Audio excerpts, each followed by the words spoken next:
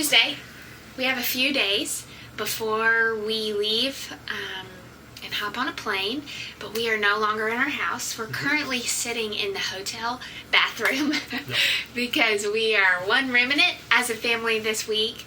And we just wanted to take a minute and talk about our hopes and expectations.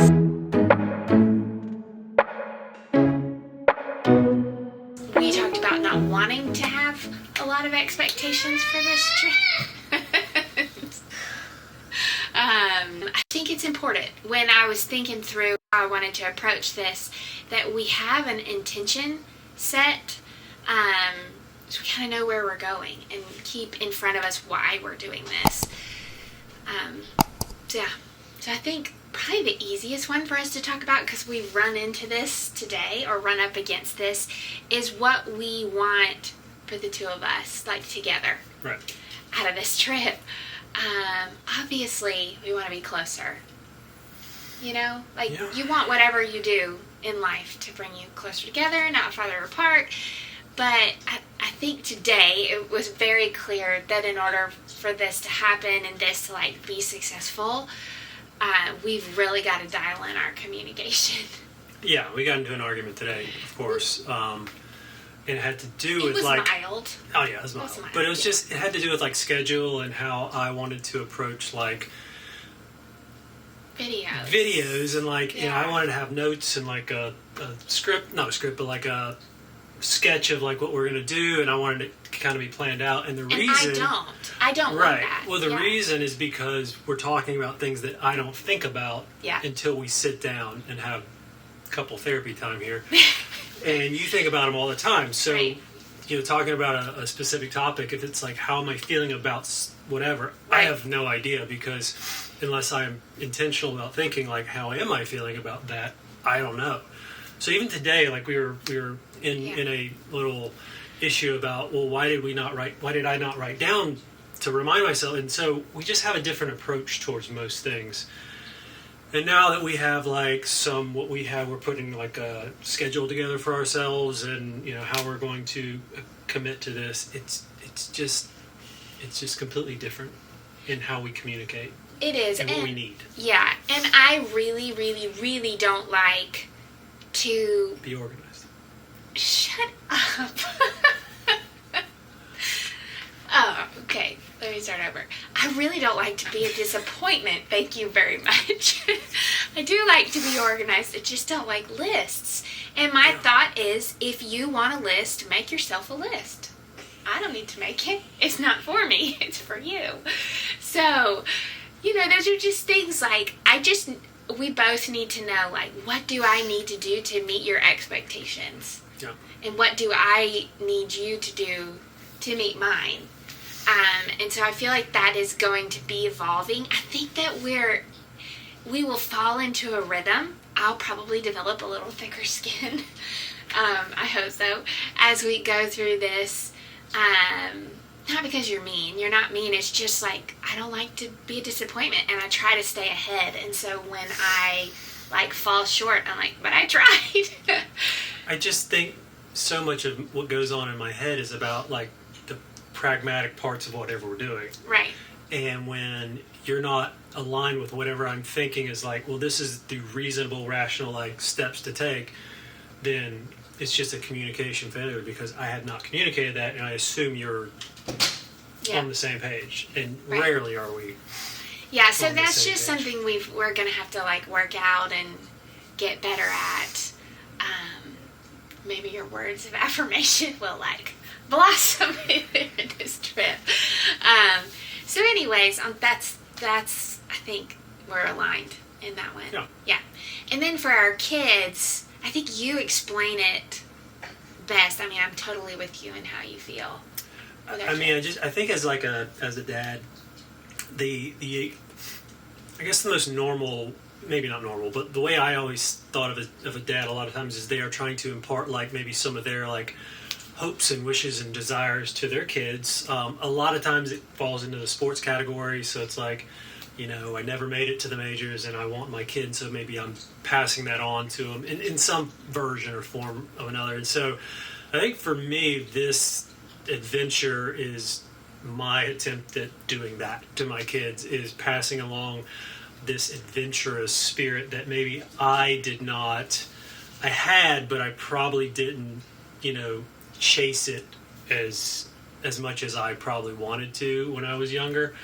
And so when I want to impart and pass that on to my kids, I'm like, well, look how easy it is to go adventure and go to other countries and explore and see other places and adventure in places that you only see on TV or in a book, and those things are all available to you. And I guess as a dad, it's like, this is my attempt at showing my kids, like, these things are possible.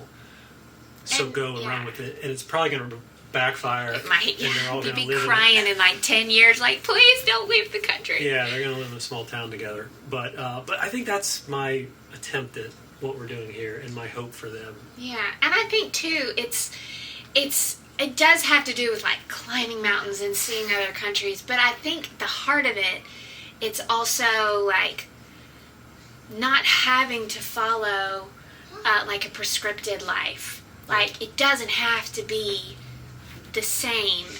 It doesn't have to be what you're told. It can be whatever you want it to be. So I think that's part of it, too, is just, like, we hope we're opening up the world to our kids.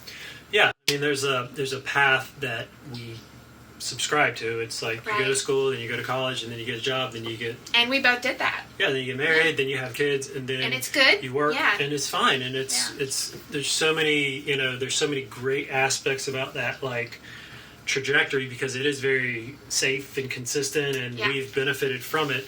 And I think there is a way to do that, but I think there's also a way to show kids that, like, there's just not one way to do this thing, and we hope, we only have, and as every parent, you only have your kids for so long, right? And so we have gotten to this place where we feel all of our kids, being 4, 8, and 9, are at a place where this trip will be in some way impactful and memorable. We hope so. And we hope they don't, like, in 10 years, they're not like, why did you do this to us? We hope that they see the value and really love it along with us.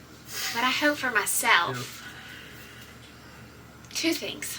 I hope that I can really slow down and be present.